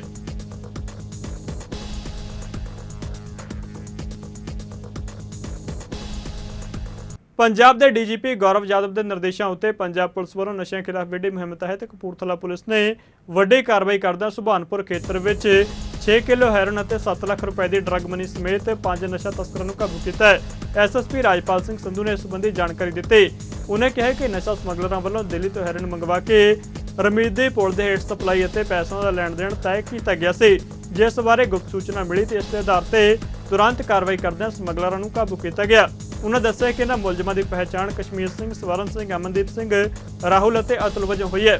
ਉਹਨੇ ਵੀ ਦੱਸਿਆ ਕਿ ਕਸ਼ਮੀਰ ਸਿੰਘ ਕੋਲੋਂ 2 ਕਿਲੋ ਹੈਰੋਇਨ, 1 ਲੱਖ ਰੁਪਏ ਦੀ ਡਰੱਗ ਮਨੀ ਤੇ ਸਵਿਫਟ ਕਾਰ, ਸਵਰਨ ਸਿੰਘ ਕੋਲੋਂ 2 ਕਿਲੋ ਹੈਰੋਇਨ, ਅਮਨਦੀਪ ਤੋਂ 1 ਕਿਲੋ ਹੈਰੋਇਨ ਅਤੇ ਅਤੁਲ ਪਾਸੋਂ 1 ਕਿਲੋ ਹੈਰੋਇਨ ਅਤੇ 6 ਲੱਖ ਰੁਪਏ ਦੀ ਡਰੱਗ ਮਨੀ ਬਰਾਮਦ ਕੀਤੀ ਗਈ। ਉਹਨਾਂ ਦੱਸਿਆ ਕਿ ਰਾਹੁਲ ਅਤੇ ਅਤੁਲ ਦੋਵੇਂ ਭਰਾ ਨੇ। ਦੋਵਾਂ ਦੀ ਟਾਟਾ ਹੈਕਸਾ ਕਾਰ ਵੀ ਕਬਜ਼ੇ ਵਿੱਚ ਲਈ ਗਈ ਹੈ। ਅੱਜ ਇੱਕ ਬੜੀ ਵੱਡੀ ਰਿਕਵਰੀ ਜਿਹੜੀ ਹੈਗੀ ਆ ਕਪੂਰਥਲਾ ਪੁਲਿਸ ਵੱਲੋਂ, ਖਾਸ ਕਰਕੇ CIA ਸਟਾਫ ਵੱਲੋਂ ਕੀਤੀ ਗਈ ਹੈਗੀ ਆ, ਜਿਹਦੇ ਵਿੱਚ 6 ਕਿਲੋ ਹੈਰੋਇਨ ਜਿਹੜੀ ਕਿ ਦਿੱਲੀ ਤੇ ਰਾਹੋਂ ਇੱਥੇ ਪਹੁੰਚੀ ਸੀਗੀ। ਜਿਹੜੇ 2 ਵਿਅਕਤੀ ਲੈ ਕੇ ਆਏ ਉਹ, ਔਰ ਜਿਨ੍ਹਾਂ ਨੂੰ ਇਹ ਸਾਰੀ ਦੀ ਸਾਰੀ ਕੰਸਾਈਨਮੈਂਟ ਦਿੱਤੀ ਜਾਣੀ ਸੀ, ਉਹ 3 ਵਿਅਕਤੀ ਜਿਹੜੇ ਹੈਗੇ ਆ ਲੋਕਲ ਏਰੀਏ ਦੇ, ਉਹਨਾਂ ਨੂੰ ਗ੍ਰਿਫਤਾਰ ਕੀਤਾ ਗਿਆ ਹੈਗਾ। ਉਹਨਾਂ ਦੇ ਕੋਲੋਂ 2 ਗੱਡੀਆਂ ਬਰਾਮਦ ਹੋਈਆਂ ਨੇ, ਜਿਨ੍ਹਾਂ ਵਿੱਚ ਢੋਆ ਢੁਆਈ ਕੀਤੀ ਇਹਨਾਂ ਨੇ, ਔਰ ਉਸ ਤੋਂ ਇਲਾਵਾ 7 ਲੱਖ ਡਰੱਗ ਮਨੀ ਜਿਹੜੀ ਕਿ ਇਸ ਦੇ ਇਵਜ਼ ਵਿੱਚ ਦਿੱਲੀ ਜਾਣੀ ਸੀ, ਉਹ ਜਿਹੜੀ ਹੈਗੀ ਆ ਉਹ ਰਿਕਵਰ ਹੋਈ ਹੈਗੀ ਆ। ਇਹ ਮੋਟੇ ਤੌਰ ਤੇ ਕੋਰੀਅਰਸ ਹੈਗੇ ਨੇ, ਔਰ ਇਹਨਾਂ ਦਾ ਉੱਥੇ ਕੋਈ ਸਰਗਨਾ ਹੈਗਾ ਜਿਹਦੇ ਮਗਰ ਅਸੀਂ ਹਲੇ ਲੱਗੇ ਹੋਏ ਹਾਂ। ਪੰਜਾਬ ਦੇ ਮੁੱਖ ਮੰਤਰੀ ਭਗਵੰਤ ਮਾਨ ਅਤੇ ਡੀਜੀਪੀ ਗੌਰਵ ਯਾਦਵ ਦੇ ਨਿਰਦੇਸ਼ਾਂ ਉੱਤੇ ਜਲੰਧਰ ਦਿਹਾਤੀ ਪੁਲਿਸ ਨੇ ਡਰੱਗ ਤਸਕਰਾਂ ਵੱਲੋਂ ਡਰੱਗ ਦੀ ਕਮਾਈ ਤੋਂ ਬਣਾਈ ਗਈ 40.3 ਕਰੋੜ ਦੀ ਜਾਇਦਾਦ ਜ਼ਬਤ ਕੀਤੀ ਗਈ ਹੈ। ਜਲੰਧਰ ਦਿਹਾਤੀ ਦੇ ਐਸਐਸਪੀ ਮੁਖਵਿੰਦਰ ਸਿੰਘ ਭੁੱਲਰ ਨੇ ਦੱਸਿਆ ਕਿ ਡਰੱਗ ਕਾਰੋਬਾਰੀ ਤੋਂ ਪ੍ਰਤੱਖ ਅਤੇ ਅਪਰਤੱਖ ਰੂਪ ਨਾਲ ਜੁੜੇ ਲੋਕਾਂ ਦੇ ਖਿਲਾਫ ਜ਼ੀਰੋ ਸਹਿਣਸ਼ੀਲਤਾ ਦੀ ਨੀਤੀ ਅਪਣਾਈ ਜਾ ਰਹੀ ਹੈ। ਨਸ਼ਾ ਰਿਕਵਰੀ ਦੇ ਨਾਲ ਜਲੰਧਰ ਦਿਹਾਤ ਪੁਲਿਸ ਵੱਲੋਂ ਸਬ ਡਿਵੀਜ਼ਨ ਸ਼ਾਹਕੋਟ ਸਥਿਤ ਆਉਂਦੇ ਪਿੰਡ ਰੇਡਵਾਂ ਦੇ 8 ਖਤਰਨਾਕ ਸਮਗਲਰਾਂ ਦੀ 40.3 ਕਰੋੜ ਰੁਪਏ ਦੀ ਪ੍ਰਾਪਰਟੀ ਜ਼ਬਤ ਕੀਤੀ ਗਈ। ਐਸਐਸਪੀ ਮੁਖਵਿੰਦਰ ਸਿੰਘ ਭੁੱਲਰ ਨੇ ਇਸ ਬਾਬਤ ਹੋਰ ਜਾਣਕਾਰੀ ਸਾਂਝੀ ਕੀਤੀ। ਉਹਨਾਂ ਕਿਹਾ ਕਿ ਸ਼ਾਹਕੋਟ ਦੇ ਪਿੰਡ ਰੇਡਵਾਂ ਵਾਸੀ ਤਸਕਰ ਕੁਲਵੰਤ ਸਿੰਘ ਉਰਫ ਕੰਤੀ, ਸੁਖਪ੍ਰੀਤ ਸਿੰਘ, ਦਿਲਬਾਗ ਸਿੰਘ ਉਰਫ ਬਾਗਾ, ਅਵਤਾਰ ਸਿੰਘ, ਵਰਿੰਦਰਪਾਲ ਸਿੰਘ, ਜਸਵਿੰਦਰ ਸਿੰਘ, ਸਵਰਨ ਸਿੰਘ ਅਤੇ ਚਰਨਜੀਤ ਸਿੰਘ ਨੂੰ ਡਰੱਗ ਤਸਕਰੀ ਦੇ ਵੱਖ-ਵੱਖ ਕੇਸਾਂ ਵਿੱਚ ਸਜ਼ਾ ਹੋ ਚੁੱਕੀ ਹੈ। ਐਸਐਸਪੀ ਮੁਖਵਿੰਦਰ ਸਿੰਘ ਭੁੱਲਰ ਨੇ ਦੱਸਿਆ ਕਿ ਕਾਨੂੰਨੀ ਪ੍ਰਕਿਰਿਆ ਪੂਰੀ ਕਰਨ ਉਪਰੰਤ ਅੱਜ ਪੁਲਿਸ ਵੱਲੋਂ ਜ਼ਿਲ੍ਹਾ ਪ੍ਰਸ਼ਾਸਨ ਦੇ ਸਹਿਯੋਗ ਨਾਲ ਇਹਨਾਂ ਸਮਗਲਰਾਂ ਦੇ 50 ਲੱਖ ਦੀ ਕੀਮਤ ਦਾ ਫਾਰਮ ਹਾਊਸ, 35.67 ਕਰੋੜ ਕੀਮਤ ਦੀ ਖੇਤੀਬਾੜੀ ਲੈਂਡ, 3.5 ਕਰੋੜ ਰੁਪਏ ਕੀਮਤ ਦੀਆਂ 3 ਕੋਠੀਆਂ, 65.7 ਲੱਖ रुपए के वाहन जब्त किए गए। ये जहाँ पे सवाल है जलंधर रूरल पुलिस का, तो हमने इस साल में जनवरी में 219 के करीब केस रजिस्टर किए हैं, जिनमें से कमर्शियल केसेस काफ़ी रजिस्टर किए गए हैं और टोटल हमने 45 किलो के करीब जो हेरोइन है वो अलग अलग केसेस में रिकवर की है। और रिकवरी के साथ साथ हमने जो पुराने स्मगलर्स हैं उनकी प्रॉपर्टीज़ अटैच और फ्रीज कराने का काम भी जो हमारे मानयोग डीजीपी साहब की हिदायत के ऊपर शुरू किया हुआ है। इसमें हमने पीछे हमें सेंट्रल गवर्नमेंट की तरफ से एक फ्रीज करने का प्रॉपर्टी रेडवा गांव शाहकोट में ऑर्डर प्राप्त हुआ, जिसमें 8 स्मगलर थे रेडवा गांव के, जिसमें से कुलवंत सिंह, कांति, सुखप्रीत सिंह, दिलबाग सिंह, अवतार सिंह और इनके ज़्यादातर सभी रिश्तेदारी हैं, जिनकी सारी प्रॉपर्टी फ्रीज करने के ऑर्डर हुए हैं और अगले कुछ दिनों में उसको सेंट्रल गवर्नमेंट के हुक्म के अनुसार हमारे सिविल डिपार्टमेंट की तरफ से नीलाम भी किया जाएगा। और ये टोटल 40.3 करोड़ की प्रॉपर्टी है, जिसमें से करीब 233 उनके खेत हैं जो और 3 उनके घर हैं और अलग अलग तरह की 60 लाख के करीब मोल की जो गाड़ियाँ हैं वो फ्रीज की हैं। उसमें से हमें ये भी पता चला कि ये इन्होंने कुछ गाड़ियाँ अपील के दौरान बेच भी दी हैं, जिनका हमने इनको नोटिस जारी किया है। नोटिस आने के बाद उसकी कार्रवाई भी करेंगे। मैं यहाँ पे ये भी बताना चाहूँगा कि ये 8 स्मगलर हैं जिनकी ये प्रॉपर्टी अटैच हुई है, इनके ऊपर कुल अभी तक 73 केसेस रजिस्टर हैं, जिसमें से ये काफ़ी केसेस में सजा होती है। ਜ਼ਿਲ੍ਹਾ ਕਾਨੂੰਨੀ ਸੇਵਾਵਾਂ ਅਥਾਰਟੀ ਅਤੇ ਜਲੰਧਰ ਦੀ ਟ੍ਰੈਫਿਕ ਪੁਲਿਸ ਨੇ ਅੱਜ ਨੋ ਚਲਾਨ ਡੇ ਮਨਾਇਆ, ਜਿਸ ਤਹਿਤ ਲੋਕਾਂ ਨੂੰ ਟ੍ਰੈਫਿਕ ਨਿਯਮਾਂ ਪ੍ਰਤੀ ਜਾਣਕਾਰੀ ਦਿੱਤੀ ਗਈ ਤੇ ਬਾਈਕ ਸਵਾਰਾਂ ਨੂੰ ਹੈਲਮਟ ਵੰਡੇ ਗਏ ਅਤੇ ਵਾਹਨ ਚਾਲਕਾਂ ਨੂੰ ਗੁਲਾਬ ਦੇ ਫੁੱਲ ਦਿੱਤੇ ਗਏ ਤਾਂ ਜੋ ਟ੍ਰੈਫਿਕ ਨਿਯਮਾਂ ਦੀ ਪਾਲਣਾ ਯਕੀਨੀ ਬਣਾਉਣ ਅਤੇ ਆਪਣੀ ਜਾਨ ਦੀ ਕੀਮਤ ਸਮਝਣ। ਇਸ ਮੌਕੇ ਸੀਜੀਐਮ ਗਗਨਦੀਪ ਕੌਰ ਅਤੇ ਟ੍ਰੈਫਿਕ ਪੁਲਿਸ ਦੇ ਉੱਚ ਅਧਿਕਾਰੀ ਪਰਮਿੰਦਰ ਸਿੰਘ ਚਾਹਲ ਨੇ ਲੋਕਾਂ ਨੂੰ ਅਪੀਲ ਕੀਤੀ ਕਿ ਉਹ ਸਾਵਧਾਨੀ ਨਾਲ ਵਾਹਨ ਚਲਾਉਣ। ਅੱਜ ਅਸੀਂ district legal service authority Jalandhar in cooperation with ਜਿਹੜੀ ਹੈ ਕਮਿਸ਼ਨਰੇਟ ਪੁਲਿਸ ਜਿਹੜੀ ਜਲੰਧਰ ਵੱਲੋਂ ਅਸੀਂ ਇੱਕ ਸਾਂਝਾ ਆਪਰੇਸ਼ਨ ਕਰ ਰਹੇ ਹਾਂ। ਇਹਦੇ ਵਿੱਚ ਅਸੀਂ ਲੋਕਾਂ ਨੂੰ ਟ੍ਰੈਫਿਕ ਰੂਲਸ ਨੂੰ ਫੋਲੋ ਕਰਨ ਦੇ ਲਈ ਇਨਕਰੇਜ ਕਰ ਰਹੇ ਹਾਂ। ਸਾਡਾ ਮੇਨ ਮੰਤਵ ਇਹੀ ਹੈ ਕਿ ਲੋਕ ਜਿਹੜੇ ਟ੍ਰੈਫਿਕ ਰੂਲਸ ਨੂੰ ਫੋਲੋ ਕਰਨ ਤੇ ਵਾਇਲੇਸ਼ਨਸ ਨਾ ਹੋਣ। ਇਹਦੇ ਨਾਲ ਜਿਹੜੇ ਹਿਊਮਨ ਲਾਈਫ ਹੈ, ਜਿਹੜੀ ਇੰਨੀ ਪ੍ਰੈਸ਼ੀਅਸ ਲਾਈਫ ਭਗਵਾਨ ਨੇ ਆਪਾਂ ਨੂੰ ਦਿੱਤੀ ਹੈ, ਉਹਦੀ ਜਿਹੜੀ ਸੇਫਟੀ ਹੋ ਸਕੇ। ਜੀ ਬਿਲਕੁਲ, ਅੱਜ ਅਸੀਂ ਮਾਨਯੋਗ ਜੱਜ ਸਾਹਿਬ ਡਿਸਟ੍ਰਿਕਟ ਲੀਗਲ ਸਰਵਿਸ ਅਥਾਰਟੀ ਦੇ ਡਾਕਟਰ ਗਗਨ ਉਹਨਾਂ ਦੇ ਨਾਲ ਅਸੀਂ ਅੱਜ ਨੋ ਚਲਾਨ ਡੇ ਮਨਾ ਰਹੇ ਹਾਂ, ਜਿਹਦੇ 'ਚ ਲੋਕਾਂ ਨੂੰ ਟ੍ਰੈਫਿਕ ਪ੍ਰਤੀ ਜਾਗਰੂਕ ਵੀ ਕੀਤਾ ਜਾ ਰਿਹਾ ਹੈ ਤੇ ਜੇ ਕਿਸੇ ਕੋ ਵਿਦਆਊਟ ਹੈਲਮਟ ਜਾਂ ਕੋਈ ਟ੍ਰੈਫਿਕ ਰੂਲ ਨਹੀਂ ਫੋਲੋ ਕਰ ਰਿਹਾ ਤੇ ਉਹਨੂੰ ਅਵੇਅਰ ਕਰ ਰਹੇ ਹਾਂ। ਜੇ ਕਿਸੇ ਕੋਲ ਹੈਲਮਟ ਨਹੀਂ ਹੈਗਾ ਉਹ ਵੀ ਸੁਵਿਧਾ ਇੱਥੇ ਰੱਖੀ ਹੋਈ, ਉਹਨਾਂ ਲਈ ਹੈਲਮਟ ਵੀ ਇੱਥੋਂ ਲੈ ਕੇ ਉਹਨਾਂ ਨੂੰ ਦੇ ਰਹੇ ਹਾਂ ਜੀ। ਅੱਜ ਅਟਾਰੀ ਵਾਹਗਾ ਸਰਹੱਦ ਉੱਤੇ ਆਈਸੀਪੀ ਦੇ ਬਾਹਰ ਕਿਰਤੀ ਕਿਸਾਨ ਯੂਨੀਅਨ ਵੱਲੋਂ ਇੰਡੋ ਪਾਕ ਬਾਰਡਰ ਉੱਤੇ ਵੱਡੀ ਰੈਲੀ ਕੀਤੀ ਗਈ। ਇਸ ਮੌਕੇ ਕਿਸਾਨ ਆਗੂ ਜਤਿੰਦਰ ਸਿੰਘ ਛੀਨਾ ਤੇ ਹੋਰ ਕਿਸਾਨ ਆਗੂਆਂ ਨੇ ਮੀਡੀਆ ਨਾਲ ਗੱਲਬਾਤ ਕਰਦਿਆਂ ਕਿਹਾ ਕਿ ਅਟਾਰੀ ਵਾਹਗਾ ਸਰਹੱਦ ਉੱਤੇ ਸੜਕ ਰਾਹੀਂ ਵਪਾਰ ਚੱਲਦਾ ਸੀ, ਜਿਸ ਨੂੰ 2019 ਵਿੱਚ ਪੁਲਵਾਮਾ ਅੱਤਵਾਦੀ ਹਮਲੇ ਤੋਂ ਬਾਅਦ ਬੰਦ ਕਰ ਦਿੱਤਾ ਗਿਆ। ਕਿਸਾਨ ਆਗੂ ਨੇ ਕਿਹਾ ਕਿ ਇਸ ਦੇ ਚੱਲਦੇ ਕਈ ਲੋਕ ਬੇਰੁਜ਼ਗਾਰ ਹੋ ਗਏ। ਉਹਨਾਂ ਕਿਹਾ ਕਿ ਇਸ ਵਪਾਰ ਨੂੰ ਮੁੜ ਬਹਾਲ ਕੀਤਾ ਜਾਵੇ ਤਾਂ ਜੋ ਦੋਵਾਂ ਮੁਲਕਾਂ ਨੂੰ ਵਿੱਤੀ ਫਾਇਦੇ ਦੇ ਨਾਲ ਇਸ ਨਾਲ ਜੁੜੇ ਲੋਕਾਂ ਨੂੰ ਮੁੜ ਰੁਜ਼ਗਾਰ ਮਿਲ ਸਕੇ ਤੇ ਉਹ ਆਪਣਾ ਪਰਿਵਾਰ ਪਾਲ ਸਕਣ। ਉਹਨਾਂ ਬਾਸਮਤੀ ਦੇ ਨਿਰਯਾਤ ਉੱਪਰ $1200 ਪ੍ਰਤੀ ਟਨ ਦੀ ਸ਼ਰਤ ਨੂੰ ਵਾਪਸ ਲੈਣ ਲਈ ਕੇਂਦਰ ਸਰਕਾਰ ਤੋਂ ਮੰਗ ਕੀਤੀ ਹੈ। ਉਹਨਾਂ ਕਿਹਾ ਕਿ ਇਹਨਾਂ ਮੰਗਾਂ ਨੂੰ ਲੈ ਕੇ 20 ਸਤੰਬਰ ਨੂੰ ਪੰਜਾਬ ਦੇ ਕਈ ਜ਼ਿਲ੍ਹਿਆਂ ਵਿੱਚ ਵੀ ਰੋਸ ਪ੍ਰਦਰਸ਼ਨ ਕੀਤੇ ਜਾਣਗੇ। ਅੱਜ ਕਿਰਤੀ ਕਿਸਾਨ ਯੂਨੀਅਨ ਨੇ ਹਿੰਦੁਸਤਾਨ ਇੰਡੋ ਪਾਕ ਬਾਰਡਰ ਦੇ ਸੜਕੀ ਵਪਾਰ ਜਿਹੜਾ ਮੋਦੀ ਸਰਕਾਰ ਨੇ 2019 ਤੋਂ ਬੰਦ ਕੀਤਾ ਆ, ਉਹਨੂੰ ਖੁਲਵਾਉਣ ਲਈ ਜਿਹੜੀ ਆ ਉਹ ਬਿਲਕੁਲ ਆਈਸੀਪੀ ਦੇ ਬਾਹਰ ਇੱਕ ਵੱਡੀ ਰੈਲੀ ਆਯੋਜਿਤ ਕੀਤੀ ਜਾ ਰਹੀ ਆ, ਇਹ ਮੰਗ ਕਰਨ ਲਈ ਵੀ ਇਹ ਵਪਾਰ ਖੋਲ੍ਹਿਆ ਜਾਵੇ, ਕਿਉਂਕਿ ਵਪਾਰ ਇੰਡੋ ਪਾਕ ਦਾ ਵਪਾਰ ਜਿਹੜਾ ਉਹ ਚੱਲ ਰਿਹਾ ਹੈ। ਪਾਰਲੀਮੈਂਟ ਦੇ ਅੰਦਰ ਕਮਰਸ ਐਂਡ ਟ੍ਰੇਡ ਰਾਜ ਮੰਤਰੀ ਅਨੂਪ੍ਰਿਆ ਜੀ ਨੇ ਸਟੇਟਮੈਂਟ ਦਿੱਤੀ ਆ ਵੀ ਪਿਛਲੇ ਅਪ੍ਰੈਲ ਤੋਂ ਲੈ ਕੇ ਦਸੰਬਰ ਤੱਕ ਅਪ੍ਰੈਲ 2022 ਤੋਂ ਦਸੰਬਰ 2022 ਤੱਕ ਜਿਹੜਾ $1.35 ਬਿਲੀਅਨ ਦਾ ਵਪਾਰ ਜਿਹੜਾ ਉਹ ਹੋਇਆ ਹੈ। ਜੇ ਅਡਾਨੀ ਦੀ ਮੁੰਦਰਾ ਬੰਦਰਗਾਹ ਸੁਣੀ ਜਾਂ ਬੰਬੇ ਬੰਦਰਗਾਹ ਸੁਣੀ ਵਪਾਰ ਹੋ ਰਿਹਾ ਹੈ ਤਾਂ ਫਿਰ ਇਹ ਸੜਕੀ ਰਸਤੇ ਵਪਾਰ ਜਿਹੜਾ ਕਿਉਂ ਬੰਦ ਕੀਤਾ ਗਿਆ? ਇਹ ਸਰਾਸਰ ਪੰਜਾਬ ਨਾਲ ਵਿਤਕਰਾ ਹੈ, ਪੂਰੇ ਉੱਤਰੀ ਭਾਰਤ ਨਾਲ ਵਿਤਕਰਾ ਹੈ ਔਰ ਕਾਰਪੋਰੇਟ ਨੂੰ ਫਾਇਦਾ ਪਹੁੰਚਾਉਣ ਲਈ ਜਿਹੜਾ ਅਡਾਨੀ ਨੂੰ ਫਾਇਦਾ ਪਹੁੰਚਾਉਣ ਲਈ ਜਿਹੜਾ ਵਪਾਰ ਉਧਰ ਦੀ ਕੀਤਾ ਜਾ ਰਿਹਾ। ਸੋ ਅੱਜ ਦੀ ਰੈਲੀ ਜਿਹੜੀ ਆ ਇਹ ਜ਼ੋਰਦਾਰ ਮੰਗ ਕਰਦੀ ਆ ਵੀ ਫੌਰੀ ਤੌਰ ਤੇ ਵਪਾਰ ਖੋਲ੍ਹਿਆ ਜਾਵੇ।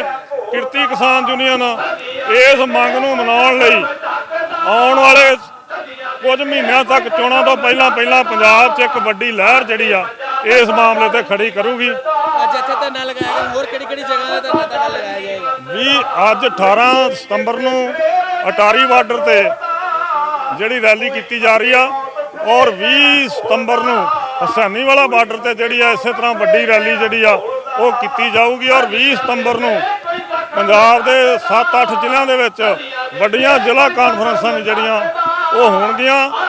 ਪਿਛਲੇ ਦਿਨੀ ਕਪੂਰਥਲਾ ਨਗਰ ਨਿਗਮ ਨੇ ਕਪੂਰਥਲਾ ਦੇ ਬਾਜ਼ਾਰਾਂ ਵਿੱਚ ਕਬਜ਼ਿਆਂ ਵਿਰੁੱਧ ਮੁਹਿੰਮ ਚਲਾਈ, ਜਿਸ ਤਹਿਤ ਕਪੂਰਥਲਾ ਦੀ ਸਬਜ਼ੀ ਮੰਡੀ ਵਿੱਚੋਂ ਕਈ ਸਬਜ਼ੀ ਵਿਕਰੇਤਾਵਾਂ ਦਾ ਸਮਾਨ ਚੁੱਕ ਲਿਆ ਗਿਆ ਤੇ ਨਜਾਇਜ਼ ਕਬਜ਼ਿਆਂ ਦੇ ਨਾਂ ਉੱਤੇ ਕਈ ਦੁਕਾਨਾਂ ਦੇ ਸ਼ਟਰ ਤੋੜ ਦਿੱਤੇ ਗਏ ਤੇ ਕਈ ਲੋਕਾਂ ਨੂੰ ਚੇਤਾਵਨੀ ਦੇ ਕੇ ਛੱਡ ਦਿੱਤਾ ਗਿਆ ਸੀ। ਇੰਨਾ ਹੀ ਨਹੀਂ, ਇਹਨਾਂ ਥਾਵਾਂ ਉੱਤੇ ਰੇਹੜੀਆਂ ਲਗਾ ਕੇ ਸਬਜ਼ੀ ਵੇਚਣ ਉੱਤੇ ਪਾਬੰਦੀ ਲਗਾਈ ਗਈ ਸੀ, ਜਿਸ ਦੇ ਵਿਰੋਧ ਵਿੱਚ ਸਾਰੇ ਸਬਜ਼ੀ ਵਿਕਰੇਤਾਵਾਂ ਨੇ ਕਪੂਰਥਲਾ ਦੀਆਂ ਵੱਡੀਆਂ ਤੇ ਛੋਟੀਆਂ ਸਬਜ਼ੀ ਮੰਡੀਆਂ ਬੰਦ ਰੱਖੀਆਂ, ਸਬਜ਼ੀਆਂ ਦੀ ਸਪਲਾਈ ਬੰਦ ਕਰਕੇ ਗੁੱਸੇ ਦਾ ਇਜ਼ਹਾਰ ਕੀਤਾ ਅਤੇ ਨਿਗਮ ਦੇ ਖਿਲਾਫ ਜੰਮ ਕੇ ਨਾਅਰੇਬਾਜ਼ੀ ਕੀਤੀ।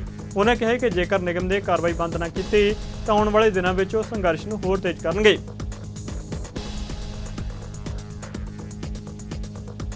ਪਿਛਲੇ 4 ਸਾਲ ਤੋਂ ਦੁਬਈ ਵਿੱਚ ਗਏ ਨੌਜਵਾਨ ਨੇ ਦੂਸਰਾ ਵਿਆਹ ਕਰਵਾ ਲਿਆ, ਜਿਸ ਤੋਂ ਬਾਅਦ ਨੌਜਵਾਨ ਦੀ ਪਹਿਲੀ ਪਤਨੀ ਨੇ ਪ੍ਰਸ਼ਾਸਨ ਤੋਂ ਇਨਸਾਫ ਦੀ ਮੰਗ ਕੀਤੀ ਹੈ। ਪੀੜਤ ਦਾ ਨਾਮ ਅਮਨਦੀਪ ਕੌਰ ਹੈ, ਜਿਸ ਦਾ ਵਿਆਹ ਦਵਿੰਦਰਪਾਲ ਸਿੰਘ ਨਾਲ ਹੋਇਆ ਸੀ ਤੇ ਉਸਦੇ ਘਰ ਇੱਕ ਲੜਕੇ ਅਤੇ ਲੜਕੀ ਨੇ ਵੀ ਜਨਮ ਲਿਆ ਸੀ। ਪੀੜਤ ਨੇ ਦੱਸਿਆ ਕਿ ਉਸਦਾ ਪਤੀ 4 ਸਾਲ ਪਹਿਲਾਂ ਦੁਬਈ ਗਿਆ ਸੀ, ਜਿੱਥੇ ਉਸਨੇ ਗੁਰਿੰਦਰ ਕੌਰ ਨਾਮੀ ਲੜਕੀ ਨਾਲ ਵਿਆਹ ਕਰਵਾ ਲਿਆ। ਪੀੜਤ ਨੇ ਦੱਸਿਆ ਕਿ ਗੁਰਿੰਦਰ ਦੇ ਭਰਾ ਪਰਮਿੰਦਰ ਨੇ ਉਸ ਨੂੰ ਜਾਨ ਤੋਂ ਮਾਰਨ ਦੀ ਧਮਕੀ ਦਿੱਤੀ। ਉਸਨੇ ਕਿਹਾ ਕਿ ਇਸੇ ਪਰੇਸ਼ਾਨੀ ਦੇ ਚੱਲਦਿਆਂ ਉਸਨੇ ਖੁਦਕੁਸ਼ੀ ਕਰਨ ਦੀ ਕੋਸ਼ਿਸ਼ ਵੀ ਕੀਤੀ ਸੀ। ਪੀੜਤਾ ਨੇ ਹੁਣ ਪੁਲਿਸ ਕੋਲ ਪਹੁੰਚ ਕੀਤੀ ਹੈ ਤੇ ਇਨਸਾਫ ਦੀ ਮੰਗ ਕੀਤੀ ਹੈ। ਤੇ ਮੇਰੇ ਹਸਬੰਡ ਦਾ ਨਾਮ ਦਵਿੰਦਰਪਾਲ ਸਿੰਘ ਆ ਤੇ ਮੈਂ ਉਹਨਾਂ ਲਈ ਕੀਤੀ ਹੋਈ ਹੈ ਕਿਉਂਕਿ ਉਹਨਾਂ ਨੇ ਦੂਜੀ ਮੈਰਿਜ ਕਰ ਲਈ ਆ ਦੁਬਈ ਦੇ ਵਿੱਚ। ਮੈਨੂੰ ਸੋਸ਼ਲ ਮੀਡੀਆ ਤੇ ਪਤਾ ਚੱਲਿਆ ਸੀਗਾ ਤੇ ਉਹ ਕੁੜੀ ਨੇ ਮੈਨੂੰ ਧਮਕੀਆਂ ਵੀ ਦਿੱਤੀਆਂ ਸੀਗੀਆਂ ਕਿ ਮੇਰੇ ਹਸਬੰਡ ਆ। ਮੈਂ ਉਹਨੂੰ ਪੁੱਛਿਆ, ਮੈਂ ਕਿਹਾ ਤੂੰ ਮੇਰੇ ਹਸਬੰਡ ਦੇ ਨਾਲ ਫੋਟੋਆਂ ਕਿਉਂ ਪਾਈਆਂ? ਕਹਿੰਦੀ ਮੇਰਾ ਹਸਬੰਡ ਆ। ਮੈਂ ਕਿਹਾ ਤੇਰੇ ਕੋਲ ਕੀ ਪ੍ਰੂਫ ਆ? ਮੈਨੂੰ ਕਹਿੰਦੀ ਤੇਰੇ ਕੋਲ ਕੀ ਪ੍ਰੂਫ ਆ? ਮੈਂ ਆਪਣੇ ਉਹਨੂੰ ਮੈਰਿਜ ਸਰਟੀਫਿਕੇਟ ਪਾਇਆ, ਆਪਣੇ ਬੱਚਿਆਂ ਦੀ ਫੋਟੋ ਪਾਈਆਂ, ਆਪਣੀਆਂ ਪਾਈਆਂ ਤੇ ਉਹ ਕੁੜੀ ਨੇ ਕਹਿੰਦੀ ਕਿ ਇਹ ਕੋਈ ਪ੍ਰੂਫ ਨਹੀਂ ਹੈਗਾ, ਆਪਣੀ ਵਿਆਹ ਵਾਲੀਆਂ ਫੋਟੋਆਂ ਪਾ। ਮੈਂ ਕੋਈ ਗੱਲ ਨਹੀਂ, ਤੈਨੂੰ ਉਹ ਵੀ ਪਾ ਦਾਂਗੀ, ਪਹਿਲਾਂ ਤੂੰ ਆਪਣੀ ਮੈਰਿਜ ਦੀਆਂ ਫੋਟੋਆਂ ਪਾ ਮੈਨੂੰ ਜੇ ਤੇਰੀ ਹੋਈ ਆ। ਤੇ ਉਹਨੇ ਮੈਨੂੰ ਕੋਈ ਫੋਟੋਆਂ ਨਹੀਂ ਪਾਈਆਂ, ਕੁਛ ਨਹੀਂ ਪਾਈਆਂ। ਬਾਅਦ ਵਿੱਚ ਉਹਨੇ ਆਪਣੇ ਭਰਾ ਨੂੰ ਮੇਰੀ ਆਈਡੀ ਦਿੱਤੀ। ਉਹਨੇ ਮੈਨੂੰ ਧਮਕੀਆਂ ਦਿੱਤੀਆਂ ਕਿ ਤੇਰੇ ਬੱਚੇ ਮਾਰ ਦਾਂਗੇ, ਵੀ ਤੈਨੂੰ ਮਾਰ ਦਾਂਗੇ, ਜੇ ਤੂੰ ਇਹਨਾਂ ਤੋਂ ਦੂਰ ਹੋ ਜਾ, ਇਹ ਦੋਵਾਂ ਦੇ ਵਿੱਚ ਨਾ ਆ ਤੂੰ। ਤੇ ਮੈਂ ਇਹਨਾਂ ਦੇ ਕੁੜੀ ਦਾ ਨਾਂ ਗੁਰਿੰਦਰ ਕੌਰ ਆ ਤੇ ਉਹਦੇ ਭਰਾ ਦਾ ਨਾਂ ਪਰਵਿੰਦਰ ਸੰਧੂ ਆ। ਤੇ ਉਹਨਾਂ ਨੇ ਮੈਨੂੰ ਧਮਕੀਆਂ ਦਿੱਤੀਆਂ ਸੀਗੀਆਂ ਤੇ ਬਾਅਦ ਵਿੱਚ ਮੈਨੂੰ ਉਹਨਾਂ ਨੇ ਇੰਨਾ ਜ਼ਿਆਦਾ ਕਰ ਦਿੱਤਾ ਕਿ ਦਿਮਾਗ ਦੇ ਤੌਰ 'ਤੇ ਕਿ ਮੈਂ ਫਰਨੈਲ ਪੀਤੀ ਸੀਗੀ। ਮੈਂ ਹੌਸਪੀਟਲ ਰਹਿ ਕੇ ਆਈ ਹਾਂ। ਇਹਨਾਂ ਦੀ ਵਜ੍ਹਾ ਦੇ ਨਾਲ ਮੈਂ ਮਰਨ ਤੱਕ ਗਈ ਹਾਂ, ਪਰ ਉਹ ਇਨਸਾਨ ਦੇ ਸਿਰ 'ਤੇ ਬਿਲਕੁਲ ਵੀ ਜੂੰ ਵੀ ਨਹੀਂ ਸਕਦੀ ਕਿ ਹਾਂ ਵੀ ਮੇਰੀ ਵਾਈਫ ਮਰ ਰਹੀ ਹੈ ਜੇ ਕਿੱਦਾਂ ਆ। ਡਾਕਟਰ ਵਿਜੇ ਸਤਵੀਰ ਸਿੰਘ ਸਾਬਕਾ IAS ਮੁੱਖ ਪ੍ਰਬੰਧਕ ਗੁਰਦੁਆਰਾ ਬੋਰਡ ਤਖਤ ਸੱਚਖੰਡ ਸ੍ਰੀ ਹਜ਼ੂਰ ਸਾਹਿਬ ਅਬਚਲ ਨਗਰ ਸਾਹਿਬ ਨਾਂਦੇੜ ਨੇ ਖਾਲਸਾ ਹਾਈ ਸਕੂਲ ਦੇ ਖੁੱਲ੍ਹੇ ਮੈਦਾਨ ਵਿੱਚ ਮਰਾਠਵਾੜਾ ਮੁਕਤੀ ਸੰਗਰਾਮ ਦਿਵਸ ਦੇ ਮੌਕੇ ਤੇ ਝੰਡਾ ਲਹਿਰਾਉਣ ਦੀ ਰਸਮ ਅਦਾ ਕੀਤੀ। ਇਸ ਮੌਕੇ ਡਾਕਟਰ ਵਿਜੇ ਸਤਵੀਰ ਸਿੰਘ ਨੇ ਮਰਾਠਵਾੜਾ ਮੁਕਤੀ ਸੰਗਰਾਮ ਦੇ ਯੋਧਿਆਂ ਨੂੰ ਯਾਦ ਕੀਤਾ। ਵਿਦਿਆਰਥੀਆਂ ਨੂੰ ਆਪਣੇ ਸੰਬੋਧਨ ਦੌਰਾਨ ਉਹਨਾਂ ਨੇ ਇਸ ਦਿਨ ਦੇ ਗੌਰਵਮਈ ਇਤਿਹਾਸਕ ਪਿਛੋਕੜ ਤੋਂ ਜਾਣੂ ਕਰਵਾਇਆ ਤੇ ਦੱਸਿਆ ਕਿ 15 ਅਗਸਤ 1947 ਨੂੰ ਜਦੋਂ ਪੂਰਾ ਭਾਰਤ ਆਜ਼ਾਦ ਹੋ ਗਿਆ ਸੀ ਤਾਂ ਮਹਾਰਾਸ਼ਟਰ ਵਿਚਲਾ ਇਲਾਕਾ ਜਿਸ ਵਿੱਚ ਨਾਂਦੇੜ, ਔਰੰਗਾਬਾਦ, ਬੀੜ, ਜਾਲਨਾ, ਪ੍ਰਭਨੀ, ਉਸਮਾਨਾਬਾਦ ਆਦਿ ਜ਼ਿਲ੍ਹੇ ਪੈਂਦੇ ਸਨ ਸਮੇਤ ਸਮੁੱਚਾ ਹੈਦਰਾਬਾਦ ਭਾਰਤ ਦਾ ਹਿੱਸਾ ਨਹੀਂ ਸੀ। ਫਿਰ 13 ਮਹੀਨੇ ਬਾਅਦ 17 ਸਤੰਬਰ 1948 ਨੂੰ ਸਮੁੱਚੀ ਹੈਦਰਾਬਾਦ ਸਟੇਟ ਆਪਣੇ ਦੇਸ਼ ਦਾ ਹਿੱਸਾ ਬਣੀ। ਉਹਨਾਂ ਕਿਹਾ ਕਿ ਹੈਦਰਾਬਾਦ ਰਿਆਸਤ ਨੂੰ ਭਾਰਤ ਦਾ ਨਿਖੜਵਾਂ ਅੰਗ ਬਣਾਉਣ ਲਈ ਹਵਾਲਦਾਰ ਸਰਦਾਰ ਬਚਿੱਤਰ ਸਿੰਘ ਨੇ ਆਪਣੀ ਸ਼ਹਾਦਤ ਦਿੱਤੀ। ਇਸ ਅਦੁੱਤੀ ਬਹਾਦਰੀ ਲਈ ਆਜ਼ਾਦ ਹਿੰਦੁਸਤਾਨ ਦਾ ਪਹਿਲਾ ਅਸ਼ੋਕ ਚੱਕਰ ਸਨਮਾਨ ਉਹਨਾਂ ਨੂੰ ਮਿਲਿਆ ਸੀ। ਡਾਕਟਰ ਵਿਜੇ ਸਤਵੀਰ ਸਿੰਘ ਜੀ ਵੱਲੋਂ ਖਾਲਸਾ ਹਾਈ ਸਕੂਲ ਵਿੱਚ ਨਵੀਂ ਸਾਇੰਸ ਲੈਬ ਦਾ ਉਦਘਾਟਨ ਕੀਤਾ ਗਿਆ ਤੇ ਟੈਕਨੋਲੋਜੀ ਖੇਤਰ ਵਿੱਚ ਨਾਮਣਾ ਖੱਟਣ ਵਾਲੇ ਵਿਦਿਆਰਥੀਆਂ ਨੂੰ ਸਨਮਾਨਿਤ ਕਰਦੇ ਹਰ ਤਰ੍ਹਾਂ ਦੀਆਂ ਸਹੂਲਤਾਂ ਪ੍ਰਦਾਨ ਕਰਨ ਦਾ ਵੀ ਉਹਨਾਂ ਐਲਾਨ ਕੀਤਾ। ਡਾਕਟਰ ਵਿਜੇ ਸਤਵੀਰ ਸਿੰਘ ਜੀ ਨੇ ਸ੍ਰੀ ਗੁਰੂ ਨਾਨਕ ਦੇਵ ਜੀ ਬਿਰਧ ਆਸ਼ਰਮ ਵਿੱਚ ਮਿਨੀ ਲਾਇਬ੍ਰੇਰੀ ਦਾ ਉਦਘਾਟਨ ਕਰਦਿਆਂ ਕਿਹਾ ਕਿ ਅਸੀਂ ਆਉਣ ਵਾਲੇ ਸਮੇਂ ਵਿੱਚ ਗੁਰਦੁਆਰਾ ਸਾਹਿਬ ਦੇ ਵਿਕਾਸ ਅਤੇ ਸੰਗਤ ਦੀ ਸਹੂਲਤ ਲਈ ਬਹੁਤ ਕੁਝ ਨਵਾਂ ਕਰਨ ਜਾ ਰਹੇ ਹਾਂ। ਉਹਨਾਂ ਕਿਹਾ ਕਿ ਬਹੁਤ ਜਲਦੀ ਹੀ ਹਵਾਈ ਸੇਵਾ ਵੀ ਸ਼ੁਰੂ ਹੋਵੇਗੀ। ਇਸ ਮੌਕੇ ਦੇ ਨਾਲ ਜਸਵੰਤ ਸਿੰਘ ਬੋਬੀ, ਸਰਦਾਰ ਠਾਨ ਸਿੰਘ ਬੰਗਈ ਸੁਪਰਡੈਂਟ ਅਤੇ ਸਹਾਇਕ ਸੁਪਰਡੈਂਟਸ ਤੇ ਹੋਰ ਪਤਵੰਤ ਤੇ ਸੱਜਣ ਮੌਜੂਦ ਸਨ।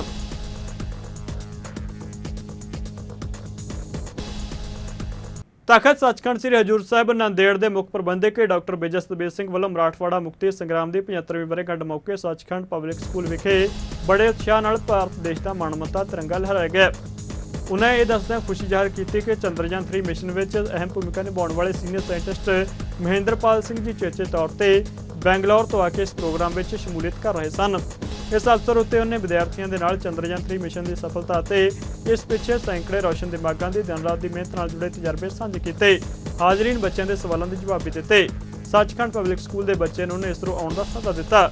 ਇਸ ਮੌਕੇ ਜਸਵੰਤ ਸਿੰਘ ਬੋਬੀ, ਸਹਾਇਕ ਸੁਪਰਡੈਂਟ, ਸਕੂਲ ਦਾ ਸਟਾਫ ਅਤੇ ਸ਼ਹਿਰ ਦੇ ਹੋਰ ਪਤਵੰਤੇ ਸੱਜਣ ਮੌਜੂਦ ਸਨ।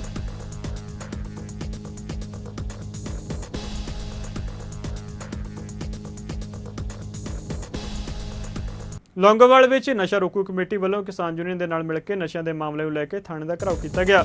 ਇਹ ਮਾਮਲਾ ਨਸ਼ੇ ਦੇ ਆਦੀ ਇੱਕ ਨੌਜਵਾਨ ਵੱਲੋਂ ਘੱਟ ਕੀਮਤ ਉੱਤੇ ਵੇਚੇ ਪੀਟ ਰੇੜੇ ਨਾਲ ਸੰਬੰਧਿਤ ਸੀ। ਇਸ ਸੰਬੰਧ ਵਿੱਚ ਨੌਜਵਾਨ ਦੇ ਪਰਿਵਾਰਕ ਮੈਂਬਰਾਂ ਤੇ ਹੋਰ ਕਿਸਾਨ ਆਗੂਆਂ ਨੇ ਦਬਾਅ ਪਾ ਕੇ ਉਸ ਵਿਅਕਤੀ ਤੋਂ ਪੀਟ ਰੇੜਾ ਮੁੜਵਾ ਲਿਆ। ਜਦ ਕਿ ਦੂਜੇ ਪਾਸੇ ਪੀਟ ਰੇੜਾ ਖਰੀਦਣ ਵਾਲੇ ਨੌਜਵਾਨ ਨੇ ਕਿਹਾ ਕਿ ਉਸਨੇ 40,000 ਰੁਪਏ ਵਿੱਚ ਪੀਟ ਰੇੜਾ ਖਰੀਦਿਆ ਸੀ ਤੇ ਉਹ ਲੋਕ ਉਸ ਉੱਤੇ ਨਸ਼ਾ ਤਸਕਰੀ ਦੇ ਇਲਜ਼ਾਮ ਲਗਾ ਰਹੇ ਨੇ, ਜਦ ਕਿ ਉਹ ਅਜਿਹਾ ਨਹੀਂ ਕਰਦਾ। ਉਧਰ ਥਾਣਾ ਮੁਖੀ ਜਤਿੰਦਰਪਾਲ ਸਿੰਘ ਨੇ ਕਿਹਾ ਕਿ ਮਾਮਲੇ ਦੀ ਪੜਤਾਲ ਕੀਤੀ ਜਾ ਰਹੀ ਹੈ।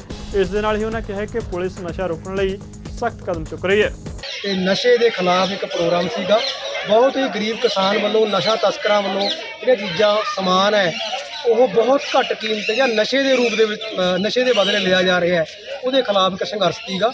ਤੇ ਅੱਜ ਇੱਕ ਫੀਚਰ ਜਿਹੜਾ ਰਿਲੀਜ਼ ਕਰਵਾਇਆ ਸਾਰੀਆਂ ਜਥੇਬੰਦੀਆਂ ਨੇ। ਸਾਰੀਆਂ ਜਥੇਬੰਦੀਆਂ ਦੀ ਇਹ ਲੋਕਾਂ ਦੀ ਬਹੁਤ ਵੱਡੀ ਜਿੱਤ ਹੈ। ਅੱਗੇ ਤੋਂ ਵੀ ਅਪੀਲ ਹੈ ਖਾਸ ਤੌਰ 'ਤੇ ਲੋਕਾਂ ਨੂੰ ਤਾਂ ਕਿ ਉਹ ਜਥੇਬੰਦੀਆਂ ਨਾਲ ਰਲਣ, ਕਿਉਂਕਿ ਇਹ ਲੜਾਈ ਇਕੱਲੀ ਫੀਚਰ ਜਿਹੜੇ ਦੀ ਨਹੀਂ ਸੀ, ਕਿਉਂਕਿ ਜਿਹੜੇ ਨਸ਼ਾ ਤਸਕਰ ਨੇ ਉਹਨਾਂ ਨੇ ਕਿਸੇ ਤੇ ਕਿਸੇ ਗਰੀਬ ਕਿਸਾਨ ਨੇ ਜਿਹੜਾ ਲਿਆ ਸੀਗਾ ਉਹ ਤੋਂ ਗਾਹਾਂ ਉਹਨਾਂ ਨੇ ਪੈਸੇ ਲਏ ਸੀ। ਅਸੀਂ ਇਹ ਨਹੀਂ ਕਹਿੰਦੇ ਵੀ ਉਹ ਕਿਸਾਨ ਦਾ ਕੋਈ ਉਹ ਹੈ, ਪਰ ਜਿਹੜੇ ਵੀ ਬੱਚੇ ਨਸ਼ਾ ਕਰਦੇ ਨੇ ਉਹਨਾਂ ਤੋਂ ਵੱਖਰੀਆਂ ਵੱਖਰੀਆਂ ਚੀਜ਼ਾਂ ਖਰੀਦਣੀਆਂ ਉਹ ਬਹੁਤ ਗਲਤ ਨੇ। ਉਹ ਮਤਲਬ ਉਹ ਬੱਚੇ ਨਸ਼ਾ ਕਰਦੇ ਨੇ। ਅਸੀਂ ਇਹੀ ਅਪੀਲ ਕਰਦੇ ਹਾਂ ਲੋਕਾਂ ਨੂੰ ਵੀ, ਸਰਕਾਰਾਂ ਨੂੰ ਵੀ ਨਸ਼ੇ ਤੇ ਸਕੰਜਾ ਕੱਸਿਆ ਜਾਵੇ। ਸਰਕਾਰ ਵੱਲੋਂ ਦਿਨ ਰਾਤ ਸਾਡੇ ਅਸੀਂ ਤਾਂ ਲੱਗੇ ਹੀ ਹੋਏ ਹਾਂ, ਸਾਡੇ ਸੀਨੀਅਰ ਅਫਸਰ ਦਿਨ ਰਾਤ, ਸਾਡੇ SSP ਮਾਨਯੋਗ ਸ਼੍ਰੀ ਸੁਰਿੰਦਰ ਲਾਂਬਾ ਜੀ ਡੇ ਬਾਈ ਡੇ ਨਾਈਟ ਉਹ ਮਤਲਬ ਜਿਹੜਾ ਹੈਗਾ ਉਹਨਾਂ ਦਾ ਇੱਕੋ ਹੀ ਹੁੰਦਾ ਕਿ ਆਪਾਂ ਇਹ ਮੁਹਿੰਮ ਨੂੰ ਸਫਲ ਬਣਾਉਣਾ।